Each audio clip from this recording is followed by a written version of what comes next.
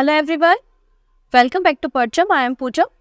आज हम डिस्कस करने वाले हैं गुप्ता एम्पायर। इसके पहले हमने history to the point series में मिडिवल हिस्ट्री, मॉडर्न हिस्ट्री और एंशिएंट इंडिया के भी कई सारे टॉपिक कवर किए हैं। अगर आपने वो वीडियोस नहीं देखे हैं तो हिस्ट्री प्लेलिस्ट में जाके आप उन सारे वीडियोस को देख सकते हैं। इसके पहले जैसे मैंने आपको बताया था कि मगध एम्पायर में 4 अलग अलग डायनेस्टीज थी, जिनमें से एक था मौर्य। तो मौर्य पीरियड के बारे में हमने डिस्कशन किया था, किस तरीके से धनानंद को हटाकर चंद्रगुप्त मौर्य ने गद्दी हासिल की थी और मगध एम्पायर में मतलब मौर्यन पीरियड की शुरुआत की थी। और मौर्यन पीरियड में आपने देखा होगा कि मैसूर तक उनकी बाउंड्री छूती थी। ये डिस्कशन हमने किया था। लेकिन जब आगे जाके मौर्यन एम्पायर वीक पड़ा और जो राजा थे वो उतने सक्सेसफुल नहीं रहे अशोक के बाद, अगर आप देखेंगे उसके बाद कई सारे रीजनल पावर इंक्रीज होने लगी। जैसे कि कश्मीर के एरिया में कुषाण आ गए थे, यहाँ वेस्टर्न एरिया में शक आ गए थे और यहाँ साउथ इंडिया में आपको सातवाहन जैसी कई सारी डायनेस्टीज देखने को मिलेंगी। उसी के बीच में किस तरीके से गुप्ता एम्पायर आया और किस तरीके से यहाँ के जो इम्पोर्टेंट रूलर्स थे उन्होंने काम किया, जिसके कारण गुप्ता एम्पायर के टाइम को, गुप्ता पीरियड को हम गोल्डन एरा कहते हैं। तो इसे गोल्डन एरा क्यों कहा जाता है वो हम देखेंगे। इम्पोर्टेंट जो राजा रहे हैं, इम्पोर्टेंट जो किंग रहे हैं, उनके ऊपर डिस्कशन करेंगे और PYQs को भी देखेंगे वीडियो के एंड में, जिससे आपको पता चल सके कि इस पर्टिकुलर टॉपिक से कैसे क्वेश्चन एग्जाम में बने हुए हैं। वीडियो को लास्ट तक देखना है। लास्ट में आपको 2 क्वेश्चन मिलेंगे, क्वेश्चन ऑफ द डे। इन दोनों क्वेश्चन के आंसर आप हमें कॉमेंट सेक्शन में दे सकते हैं। अब मैं आपसे अगेन कहूंगी, आप हैंड रिटन नोट्स बनाइए। सारे पॉइंट्स तो आपको स्क्रीन पे मिल ही जाते हैं और उनको कॉपी में लिख लीजिए। अगर आप नोट्स नहीं बना पा रहे हैं तो आज की क्लास का PDF भी ले सकते हैं और PDF आपको हमारी वेबसाइट से मिल जाएगा। ओके, वीडियो पसंद आता है तो अपने फ्रेंड्स के साथ शेयर जरूर करेंगे, वो सारे फ्रेंड्स जो SSC CGL, SSC MTS, GD, steno और आपके कोई भी स्टेट एग्जाम्स को देने वाले हों। तो स्टार्ट करते हैं।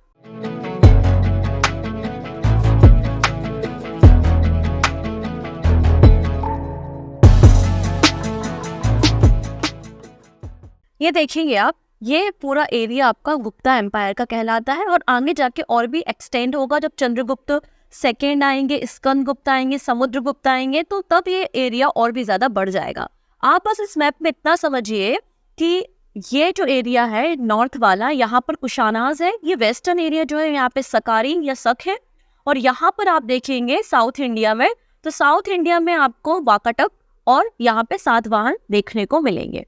तो बेसिकली जब गुप्ता पीरियड के हम बारे में बात करते हैं तो लगभग 240 AD के पास से इनकी शुरुआत हो जाती है। श्रीगुप्त जो है इसके फाउंडेशन स्टोन रखने का काम करते हैं। तो गुप्ता पीरियड का फाउंडेशन स्टोन किसने रखा था? श्रीगुप्त ने रखा था।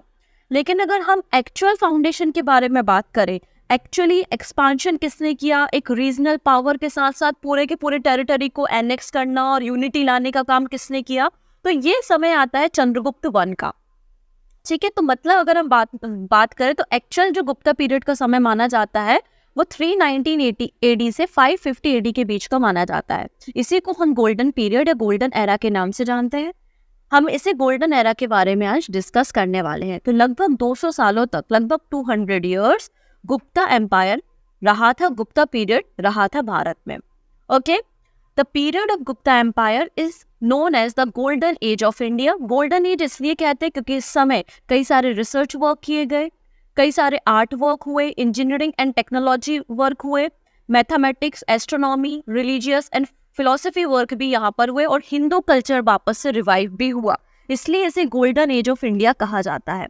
अब बिगनिंग कैसे होती है गुप्ता एम्पायर की, तो अलग अलग सोर्सेज से अलग अलग हमको डेटा मिलता है, अलग अलग जानकारियां मिलती हैं। जैसे कि हमको मिलता है कि श्रीगुप्त जो है वो गुप्ता एम्पायर का फाउंडेशन स्टोन श्रीगुप्त ने रखा था। He was then succeeded by the Ghatotkacha, और उसके बाद उनके बेटे घटोत्कच ने गुप्ता एम्पायर को संभाला था। ये 275 AD में पावर में आए थे, लेकिन एक्चुअली जो गुप्ता पीरियड का समय माना जाता है वो 320 AD से माना जाता है और इन्होंने लगभग 200 years तक रूल किया था। अब इनकी फैमिली कहाँ से बिलोंग करते थे, इसकी अलग अलग सोर्सेज है, तो कोई एक पर्टिकुलर सोर्स नहीं कहा जा सकता। कुछ लोगों का मानना है कि ये लोग बंगाल से बिलोंग करते थे, कुछ हिस्टोरियन का मानना है कि नहीं, ये मगध के एरिया में ये जो प्रयागराज, इलाहाबाद और उत्तर प्रदेश का जो एरिया है वहां पर ये लोग रहा करते थे। कुछ हिस्टोरियन का मानना है कि ये लोग ब्राह्मण थे और कुछ का मानना है कि ये लोग वैश्य थे। तो अलग अलग कहानी हमको यहाँ पे देखने को मिलती है, ठीक है। लेकिन जो एक्चुअल इन्फॉर्मेशन हमको मिलती है कि ये लोग उत्तर प्रदेश और बिहार का एरिया जो था ना, वहां से ही बिलोंग करते थे ये लोग, और फ्यूडेशरी थे कुषाण के, ऐसा भी कुछ लोगों का मानना है, ठीक है। गुप्ताज ने अपनी टेरिटरी को कहाँ पे बनाया, तो मध्य देश के अलावा साकेत जो कि उत्तर प्रदेश और अयोध्या का एरिया है, Prayag UP and Magadh mostly Bihar, ये पूरी जो टेरिटरी थी आप मैप में भी देख सकते हैं, यही वो टेरिटरी है ना, मध्य देश, बिहार, उत्तर प्रदेश, अयोध्या, यहाँ दिख रहा है साकेत, मथुरा, विदिशा, प्रयागराज, पाटलिपुत्र, ये जो टेरिटरी है ये आपकी गुप्ता की टेरिटरी मानी जाती है, ठीक है। श्रीगुप्त जो है, Srigupta is the describe as a adhiraja of Gupta dynasty. तो गुप्ता डायनेस्टी के अधिराजा किसे कहा गया है, श्रीगुप्त को कहा गया है। और ये बात कहाँ लिखी है, पूना में जो कॉपर इंस्क्रिप्शन हमको मिलता है उसमें हमको ये जानकारी मिलती है। तो Srigupta is describe as a adhiraja of Gupta dynasty in the Poona copper inscription of Prabhavati Gupta, जो कि चंद्रगुप्त सेकेंड की डॉटर थी, बेटी थी। तो चंद्रगुप्त सेकंड की बेटी का नाम था प्रभावती गुप्ता, और उन्होंने एक पूना कॉपर इंस्क्रिप्शन बनवाया था जिसमें अधिराज वर्ड जो यूज किया है वो श्री गुप्ता के लिए किया है। इंपॉर्टेंट पॉइंट है, याद रखना है, ठीक है। इसके अलावा हमें कई सारे इंस्क्रिप्शन मिलते हैं जहां से हमें गुप्तास के बारे में इंफॉर्मेशन मिलती है, वो सारे इंस्क्रिप्शन अभी हम आगे पढ़ने वाले हैं। अर्ली गुप्तास के बारे में हमको इन्फॉर्मेशन मिलती है, जैसे कि आपने देखा होगा कि चेर की कई सारी ब्रांचेस थी, चालुक्य के, बादामी चालुक्य अलग है, ईस्टर्न चालुक्य अलग है, चालुक्यों की भी कई सारी ब्रांचेस थी। वैसे ही अर्ली यहाँ पे गुप्तास जो है उनकी भी कई सारी ब्रांचेस थी, हमको ऐसा इंस्क्रिप्शन में जानकारी मिलती है। शिवगुप्ता इन द नासिक इंस्क्रिप्शन, तो शिवगुप्ता नासिक इंस्क्रिप्शन से हमको जानकारी मिलती है, और पुरुगुप्ता ये हमें कार्ली इंस्क्रिप्शन से जानकारी मिलती है कि गुप्तास की भी कई सारी ब्रांचेस हुआ करती होंगी अर्ली स्टेज में। आइए अब हम बात करते हैं कि सोर्सेस क्या क्या है इस पूरे टॉपिक को पढ़ने के लिए, या फिर हिस्टोरियन को कौन कौन से सोर्सेज मिले हैं गुप्ता पीरियड के बारे में जानने। सबसे पहले विशाखदत्त, याद आया, मुद्रा राक्षस मैंने पहले भी बताया था, तो मुद्रा राक्षस और देवी चंद्रगुप्तम और मुद्रा राक्षस, ये दोनों बुक्स किसकी है, विशाखदत्त की है, जहां से हमें गुप्ता पीरियड के राइज के बारे में जानकारी मिलती है। फिर चंद्रगुप्त सेकंड जो था ना, उसके समय एक चाइनीज ट्रेवलर भारत आया था जिसका नाम था फायान। तो फायान का जो अकाउंट है उससे भी हमें जानकारी मिलती है किस तरीके से गुप्ता एम्पायर में, गुप्ता पीरियड में सोशल और इकोनॉमिक कंडीशन थी। नेक्स्ट है Allahabad pillar inscription, very important pillar inscription है। इसमें हमें समुद्रगुप्त के बारे में जानकारी मिलती है। समुद्रगुप्त ने जो अपने मिलिट्री एक्सपीडिशंस किए थे उसके बारे में जानकारी हमको इलाहाबाद पिलर इंस्क्रिप्शन से मिलती है, जो कि नागरी स्क्रिप्ट में है। तो इलाहाबाद पिलर इंस्क्रिप्शन किस में है, नागरी स्क्रिप्ट में आपको देखने को मिलेगा। फिर आप लोगों ने बहुत ही फेमस आयरन पिलर के बारे में सुना होगा दिल्ली में, जो कि लगभग 2000 ईयर पुराना है, लेकिन अभी तक उसमें रस्ट नहीं लगी है, जंग नहीं लगी है। बिल्कुल मैं बात कर रही हूँ मेहरौली पिलर इंस्क्रिप्शन के बारे में, जिसमें चंद्रगुप्त वन के अचीवमेंट्स के बारे में हमको जानकारी मिलती है। वही हमको कुछ सिल्वर और कुछ गोल्ड के कॉइन भी मिलते हैं जो कि गुप्ता पीरियड से बिलोंग करते हैं, वहां से भी हमें काफी कुछ जानकारी मिलती है। और जो संस्कृत पोएट है कालिदास जी, उन्होंने भी गुप्ता पीरियड के बारे में काफी कुछ जानकारी दी है। उन्होंने बताया है कि गुप्ताज ने लगभग 21 किंगडम्स को, नॉर्थ में भी और साउथ में भी, टोटल मिलाकर 21 किंगडम्स को एनेक्स करने का काम जो है, उनको जीतने का काम किया था गुप्ताज ने। ये जानकारी हमें कालिदास जी की रचनाओं से देखने को मिलती है, ठीक है। आगे अगर हम बात करें एक एक करके जो रूलर्स रहे उनके बारे में, सबसे पहले फाउंडेशन स्टोन किसने रखा, तो फाउंडर थे श्रीगुप्त 3rd सेंचुरी एडी में, और इन्होंने 240 एडी से 280 एडी तक जो है वो रूल करने का काम किया। और इनके पास एक टाइटल था महाराजा, तो महाराजा का टाइटल श्रीगुप्त के पास था। श्रीगुप्त के बाद गद्दी पे बैठते उनके बेटे जिनका नाम होता है घटोत्कच, ठीक है। घटोत्कच ने भी महाराजा का टाइटल लिया था, और इनका समय है 280 से लेकर 319 एडी तक। अब एक्चुअल जो फाउंडर माना जाता है, एक्चुअल फाउंडर, जैसे अगर हम जब बात करते हैं दिल्ली सल्तनत की, तो हम कुतुबुद्दीन ऐबक के बारे में बात करते हैं, इल्तुतमिश, या फिर हम जब मुगल सल्तनत की बात करते हैं तो कई सारे अलग अलग रूलर्स के बारे में बात करते हैं। एक फाउंडर होता है और एक एक्चुअल फाउंडर होता है, जो कि एम्पायर को इंक्रीज करता है, अलग अलग टेरिटरी को एनेक्स करता है, जिसकी पावर बहुत ज़्यादा होती है, वो एक्चुअल फाउंडर होता है। तो चंद्रगुप्त वन को आप एक्चुअल फाउंडर बोल सकते हैं, जो कि बेटे होते हैं घटोत्कच के, ठीक है। इन्होंने गोल्ड कॉइन इशू कराए थे, इन्होंने गोल्ड कॉइन इशू कराए थे और ये पहले ऐसे राजा हैं जिन्होंने टाइटल लिया था महाराजा अधिराज। तो इन्होंने महाराजा अधिराज का टाइटल लिया था। He assume the title of Maharaja Adhiraj and the issue gold coins. Gold coins इन्होंने यूज किए। इनका जो समय है वो 319 एडी से लेके 334 एडी का रहता है और यहीं से गुप्ता पीरियड की स्टार्टिंग मानी जाती है। तो गुप्ता एरा की स्टार्टिंग यहीं से मानी जाती है। जैसे कि हर्यक वंश में, हर्यक डायनेस्टी में हमने देखा था जो आपका बिंबिसार थे, उन्होंने कई सारी मैट्रिमोनियल अलायंस बनाई थी। अलग अलग जो महाजनपद थे, अलग अलग जो किंगडम्स थे, उनकी राजकुमारियों से शादी करी थी जिससे बैटल्स ना हो। वैसे ही पॉलिसी को चंद्रगुप्त वन ने भी बनाई थी। इन्होंने शादी की थी लिच्छवी प्रिंसेस कुमार देवी से।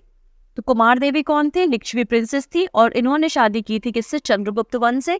चंद्रगुप्त वन और कुमार देवी लिच्छवी प्रिंसेस नेपाल, ठीक है। इन लोगों की एक बेटी भी थी, इनकी एक बेटी भी थी। नेक्स्ट बात करते हैं He issued coined in the joint name of the queen and himself। इन्होंने कुमार देवी और अपने नाम मतलब रानी और राजा दोनों के नाम के सिक्के चलवाए थे। किसने? चंद्रगुप्त वन ने। तो आपको इसे याद रखना है। आप देख सकते हैं ये चंद्रगुप्त वन के समय का ये गुप्ता एम्पायर आपको देखने को मिलेगा। He is considered the first great king of the Gupta empire. इनको पहला ग्रेट किंग गुप्ता एम्पायर का बोला जाता है और इनका empire Uttar Pradesh, Bengal, part of the modern Bihar था और पाटलिपुत्र इसकी कैपिटल थी। क्या थी कैपिटल? पाटलिपुत्र कैपिटल थी। तो ये क्वेश्चन कई बार आता है, कौन सा ऐसा राजा है गुप्ता पीरियड का जिसने राजा रानी के सिक्के चलवाए थे? तो वो चंद्रगुप्त वन है, ठीक है। नेक्स्ट है समुद्रगुप्त के बारे में बात करते हैं। तो चंद्रगुप्त के बाद गद्दी पे बैठते हैं समुद्रगुप्त।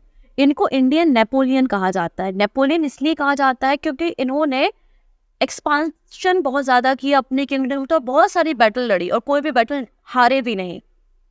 तो समुद्रगुप्त चंद्रगुप्त वन के बेटे हैं।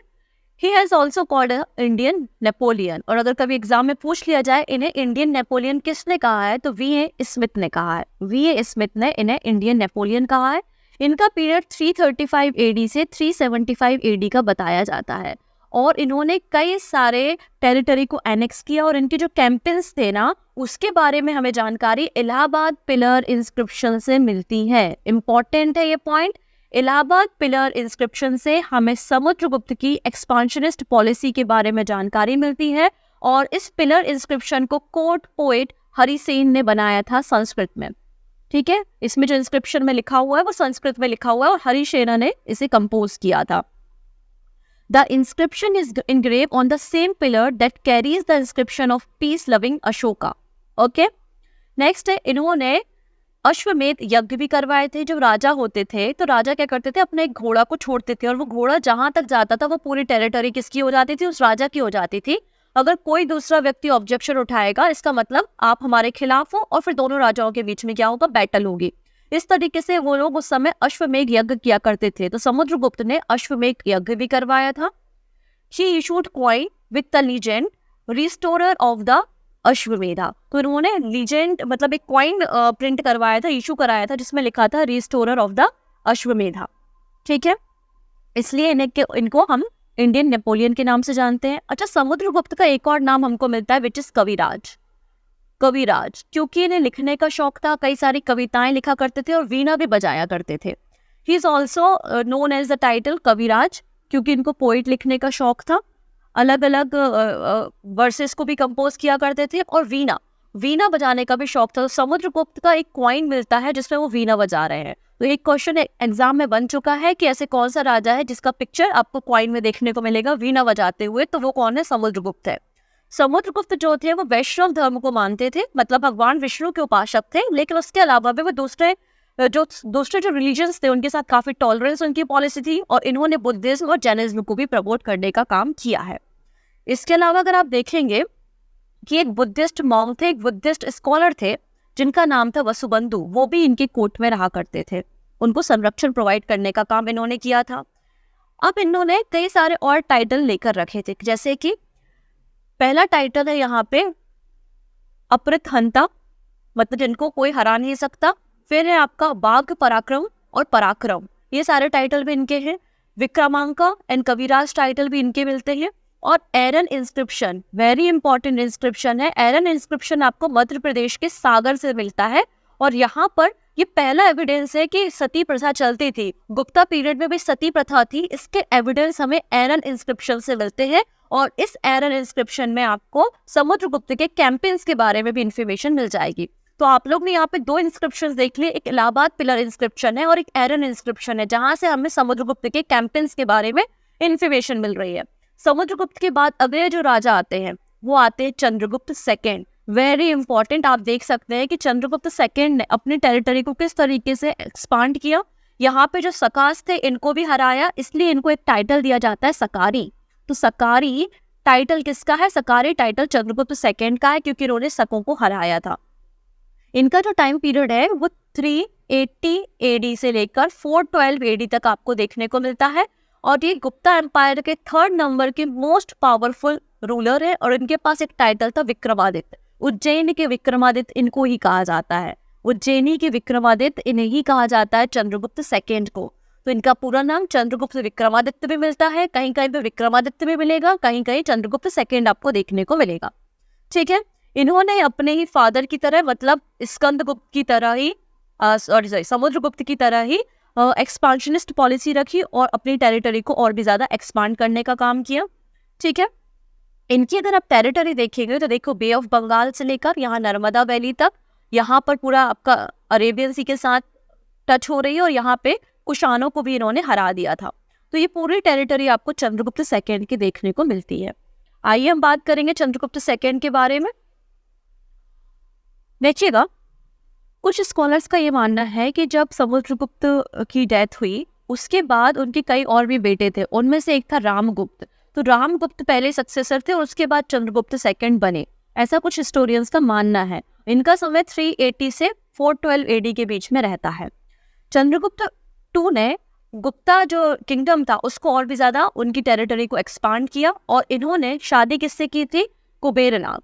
तो कुबेरनाग जो कि नागा वंश से थी, नागा डायनेस्टी की प्रिंसेस थी, उनसे इन्होंने शादी की थी और इनकी एक बेटी थी प्रभावती। और प्रभावती की शादी किससे कराई? प्रभावती की शादी आप देखिएगा यहाँ पर ये दिखाई दे रहे हैं आपको वाकटक। तो वाकटक वंश के राजा थे रुद्रसेन सेकेंड। तो रुद्रसेन सेकेंड के साथ अपनी बेटी प्रभावती के साथ शादी करवा दी और कुछ समय बाद ये जो प्रिंस होते हैं ना, इनकी डेथ हो जाती है। तो प्रभावती का एक छोटा सा बच्चा होता है, तो प्रभावती जो है वो गद्दी पे बैठती है और रूल कर रही है। मतलब डायरेक्टली आप देखो कि चंद्रगुप्त सेकेंड ही रूल कर रहे हैं, कहाँ पर? वाकटक वंश में, वाकटक किंगडम में। इनडायरेक्टली कंट्रोल किसका है? चंद्रगुप्त सेकेंड का ही होता है। चंद्रगुप्त सेकेंड के दरबार में, उनके कोर्ट में नवरत्न या 9 जेम्स रहते थे। जैसे कि अकबर के दरबार में रहा करते थे, वैसे ही चंद्रगुप्त सेकेंड के कोर्ट में भी 9 जेम्स थे जिनको नवरत्ना कह सकते हैं हम। और वो 9 जेम्स कौन कौन से थे? कालिदास, अमरसिम्हा, धनवंतरी, 12 मिहिर, 12 रुचि, फिर घटकर्णा, कहापन का, बेताल भट्ट एंड शंकु। ये सभी आपके नवरत्न है, 9 जेम्स है जो कि चंद्रगुप्त सेकेंड के कोर्ट में रहते थे। इन्होंने टाइटल लेके रखा था विक्रमादित्य, विक्रमादित्य और सिम्हा विक्रमा। ये दोनों टाइटल चंद्रगुप्त सेकेंड के पास थे। इन्होंने एक गोल्ड कॉइन चलाया था जिसका नाम था दिनार, और पहले राजा थे जिन्होंने सिल्वर कॉइन चलाया। तो पहले किंग जिन्होंने सिल्वर कॉइन चलाया तो वो हो गया चंद्रगुप्त सेकेंड। ठीक है, he issued gold coin dinara and silver coin and copper coin. On his coin he mentioned as a Chandra. तो चंद्रा नाम इनका इनके कॉइन्स पे देखने को मिलता है। ठीक है, he was the first ruler of the Gupta Empire who launched silver coin. इसके अलावा इनके समय में चाइनीज ट्रेवलर फायान आया था इंडिया विजिट करने के लिए, और उदयगिरी की जो केव्स है, उदयगिरी केव्स इंस्क्रिप्शन में भी इनके बारे में जानकारी मिलती है, जिसमें इनका नाम दिग्विजया के नाम से भी देखने को मिलता है। नेक्स्ट है, ये नवरत्न है, आप लिस्ट देख सकते हैं। जैसे कि कालिदास जी, इन्होंने अभिज्ञान शकुंतलम लिखी है। ठीक है, और ये अभिज्ञान शकुंतलम एक संस्कृत वर्क है जिसको यूरोपियन लैंग्वेज में ट्रांसलेट किया गया था। नेक्स्ट है अमर सिम्हा, इन्होंने अमर कोश लिखा है जो कि एक वोकेबुलरी बुक है संस्कृत की। ठीक है, जिसमें कई सारे सिनोनिम और एंटोनिम्स वगैरह देखने को मिलते हैं। नेक्स्ट है वारामिहिर। वारामिहिर की 3 इंपॉर्टेंट बुक्स आपको देखने को मिलेंगी। पहली है पंच सिद्धांतिका। ठीक है, सेकेंड है बृहद संहिता और बृहद जातका। ये जो बुक्स है वो astronomy, astrology, geography, architect and weather animal, इन सारी चीजों से एसोसिएटेड है। धनवंतरी इन्हें फादर ऑफ आयुर्वेदा कहा जाता है। फिर है घटा करप्पा, ये है आर्किटेक्ट से रिलेटेड। शंकु शंकु शंकु जो है ये फील्ड ऑफ आर्किटेक्ट से रिलेटेड है, शिल्प शास्त्र। फिर है कहापनका, ये ज्योतिष शास्त्र रिलेटेड है। बारह रुचि, इन्होंने लिखा है प्राकृत परीक्षा, जो कि फर्स्ट ग्रामर है प्राकृत लैंग्वेज की। और बेताल भट्ट, ठीक है, जो कि मैजिशियन माने जाते हैं। तो ये सारे जो नवरत्न है ये आपको कहाँ पे देखने को मिलेंगे? चंद्रगुप्त सेकंड के कोर्ट में। एक सीरियल भी आता था ना, विक्रम एंड बेताल, तो ये वही बेताल है। बेताल भट्ट ये वही बेताल है, और विक्रम मतलब चंद्रगुप्त सेकंड, उनकी कहानी पे ही वो आपका शो चलता है। नेक्स्ट बात करेंगे कुमार गुप्त वन। चंद्रगुप्त सेकंड के बाद अगले जो राजा होते हैं वो कुमार गुप्त वन होते हैं, और इनका समय 413 एडी से 455 एडी तक रहता है। यही वो समय है जब नालंदा यूनिवर्सिटी बन रही है। इन्होंने ही नालंदा यूनिवर्सिटी को बनाया है, नालंदा महाविहार जिसे हम कहते हैं, ठीक है। तो 5th सेंचुरी में आप देख सकते हैं कि नालंदा यूनिवर्सिटी बनाई जा रही है कुमार गुप्त के द्वारा। और इन नालंदा यूनिवर्सिटी में कई सारे बड़े बड़े स्कॉलर्स होते हैं और कई सारी जगहों से स्टूडेंट यहाँ पे पढ़ने आते हैं। नालंदा यूनिवर्सिटी को 1193 एटी में बख्तियार खिलजी ने डिस्ट्रॉय कर दिया था, ठीक। अब यहाँ पे कुमार गुप्त वन जो है, इनके पास कुछ टाइटल आपको देखने को मिलते हैं। क्या टाइटल इनको देखने को मिलते हैं? तो आंसर हो जाएगा महेंद्र आदित्य एंड सकारी आदित्य। ये दोनों टाइटल कुमार गुप्त वन के आपको देखने को मिलते हैं। और इनके समय ही जो नॉर्थ वेस्ट फ्रंटियर है, अगर आपको मैप में दिखाऊं 1 सेकेंड, हाँ, ये जो आप देख सकते हैं ना नॉर्थ वेस्ट फ्रंटियर है, यहाँ पर हुनों का हमला, हुन्स का हमला आपको देखने को मिलेगा। और ये हमला कब हुआ था? कुमार गुप्त के समय हुआ था, ठीक है। इन्होंने परफॉर्म किया था अश्वमेधा यज्ञ, ठीक। अब ये जब हुनों का हमला हुआ था तो इन्होंने अपने बेटे को वहां पे भेजा था, जिनका नाम था स्कंदगुप्त। और स्कंदगुप्त ने हुनों को हराया था। जब तक कुमार गुप्त थे तब तक हुनों का हमला भारत में नहीं हो पाया, वो लोग भारत में एंटर नहीं कर पाए। तो स्कंदगुप्त की ये बहादुरी के चर्चे तो पूरे मार्केट में फैल गए थे कि यार स्कंदगुप्त ने हुनों को भारत में आने नहीं दिया और गुप्ता एम्पायर को बचा के रखा। तो ये जानकारी हमको भितारी पिलर इंस्क्रिप्शन से मिलती है। तो भितारी पिलर इंस्क्रिप्शन से हमको स्कंदगुप्त के बारे में जानकारी मिलती है, ठीक है। नेक्स्ट है कुछ और इंस्क्रिप्शन है जहां से हमें कुमार गुप्त वन के बारे में जानकारी मिलती है, जैसे कि मंदसौर, विलसाड, इसके अलावा Damodar copper plate inscription and Karkananda. ये जो इंस्क्रिप्शन है वहां से हमें कुमार गुप्त के बारे में इंफॉर्मेशन मिलती है। कुमार गुप्त के बाद अगले और लास्ट पावरफुल रूलर होते हैं स्कंदगुप्त, ठीक है। इनका समय 455 से लेकर 467 एडी के बीच का है। ये भी वैष्णव धर्म को फॉलो करते हैं, लेकिन बाकी सारे रिलीजन्स के साथ एक टॉलरेंस की पॉलिसी रखते हैं। कुमार गुप्त के बेटे होते हैं और इनके पास टाइटल होता है विक्रम आदित्य। जूनागढ़ या फिर गिरनार जो इंस्क्रिप्शन है, जूनागढ़ या फिर जो गिरनार इंस्क्रिप्शन है, वहां से हमको जानकारी मिलती है कि इनके ही गवर्नर थे जिनका नाम था प्रनाद दत्त, और उन्होंने सुदर्शन लेक को रिपेयर कराया था। वही सुदर्शन लेक जो चंद्रगुप्त मौर्य के समय बनी थी, उस सुदर्शन लेक को रिपेयर, इसका मेंटेनेंस कराने का काम किया गया था स्कंदगुप्त के द्वारा, उनके गवर्नर के जरिए। ये जानकारी हमको जूनागढ़ या फिर गिरनार इंस्क्रिप्शन से मिलती है। अब स्कंदगुप्त के बाद कई और सक्सेसर हुए, पुरुगुप्त, कुमार गुप्त सेकेंड, बुद्धगुप्त, नरसिम्हा गुप्त, कुमार गुप्त थर्ड एंड विष्णुगुप्त। लेकिन कोई भी पावरफुल रूलर नहीं था। उसके बाद हुनों का हमला हो चुका था। विष्णुगुप्त जो है ये लास्ट किंग है गुप्ता किंगडम के, गुप्ता डायनेस्टी के। और उसके बाद 550 एडी में गुप्ता एम्पायर खत्म हो जाता है। क्लियर? अब यहाँ पे कई सारे इंस्क्रिप्शन हमने देखे, क्यों ना इन सारे इंस्क्रिप्शन को एक ही जगह एक बार में पढ़ लिया जाए। तो यहाँ पे देखिएगा गुप्ता पीरियड से रिलेटेड कुछ हम इंस्क्रिप्शंस पे डिस्कशन करेंगे। पहला है प्रयाग प्रशस्ति, जिसको इलाहाबाद पिलर इंस्क्रिप्शन कहते हैं। समुद्रगुप्त के बारे में जानकारी हमको मिलती है और इसे कंपोज किया गया था संस्कृत में चंपू काव्य स्टाइल में, और कंपोज किसने किया? हरिसेन ने। नेक्स्ट है गरुण पिलर, इसको हम महरौली पिलर इंस्क्रिप्शन भी कहते हैं, जो कि आयरन से बना हुआ है। चंद्रगुप्त सेकंड के बारे में इंफॉर्मेशन मिलती है। मंदसौर इंस्क्रिप्शन, इसको बनाने का क्रेडिट दिया जाता है भट्ट को, ठीक है। आयरन स्टोन इंस्क्रिप्शन समुद्रगुप्त, ये आपको एमपी में मिलेगा। Sanchi stone inscription and Mathura stone inscription है। नालंदा इंस्क्रिप्शन है। गया कॉपर प्लेट, जो कि समुद्रगुप्त के बारे में जानकारी देती है। उदयगिरी केव इंस्क्रिप्शन, इसमें चंद्रगुप्त 2 और कुमार गुप्त की इंफॉर्मेशन हमको देखने को मिलती है। और जूनागढ़ रॉक इंस्क्रिप्शन, यहाँ से हमें स्कंदगुप्त की जानकारी मिलती है। तो आपको ये याद रखना है कहाँ से आपको कौन से राजा के बारे में जानकारी मिल रही है, क्योंकि अभी हम PYQs देखेंगे तो आप खुद समझ जाएंगे कैसे क्वेश्चंस बने हैं।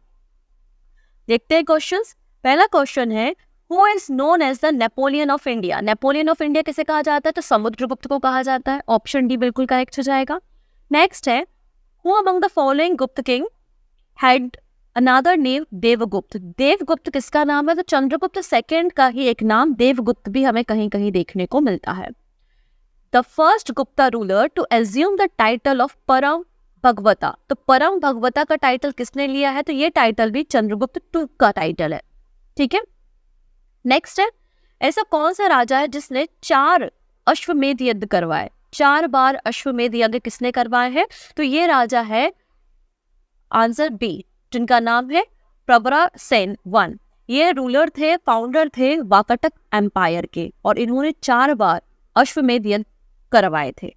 नेक्स्ट है, Ashoka pillar at Allahabad provides information about the which ruler. तो आंसर हो जाएगा ये इलाहाबाद पिलर इंस्क्रिप्शन से हमको समुद्रगुप्त के बारे में, उसके कैंपेन्स के बारे में जानकारी मिलती है। इसको प्रयाग प्रशस्ति भी कहा जाता है, संस्कृत में है, जैसा कि मैंने कहा हरिसेन ने कंपोज कराया है। यहाँ पर पूरे इंस्क्रिप्शन में अगर आप देखेंगे तो 33 लाइन्स आपको देखने को मिलती है। कितनी लाइन है इंस्क्रिप्शन में? संस्कृत में लिखा हुआ है 33 लाइन है, जिसमें लाइन नंबर 22 जो है इंस्क्रिप्शन की, वो बताती किस तरीके से फ्रंटियर स्टेट है, फ्रंटियर स्टेट को एनेक्स करने का काम समुद्रगुप्त ने किया था। वही लाइन नंबर 13 to 15 हमको बताती किस तरीके से उन्होंने आर्यवर्त पे 3 इंपॉर्टेंट जो रूलर्स हैं, नागसेन है, इसके अलावा गंगा पतिंगा है, नागा डायनेस्टी के, इन सबको डिफीट किया। और 19 से लेकर 20 लाइन का जो डिस्क्रिप्शन है, वहाँ पे हमें समुद्रगुप्त के साउथ इंडिया कैंपेन्स के बारे में जानकारी मिलती है। नेक्स्ट है, iron column located in the courtyard of Delhi's Quwwat ul Islam mosque. यहाँ पे जो आयरन पिलर है, जिसको हम मेहरोली स्तंभ भी बोलते हैं ना, मेहरोली पिलर, वो दिल्ली में क्वात उल इस्लाम मस्जिद के कोर्टयार्ड में है। इससे हमें किसके बारे में जानकारी मिलती? तो आंसर हो जाएगा चंद्रगुप्त सेकंड के बारे में।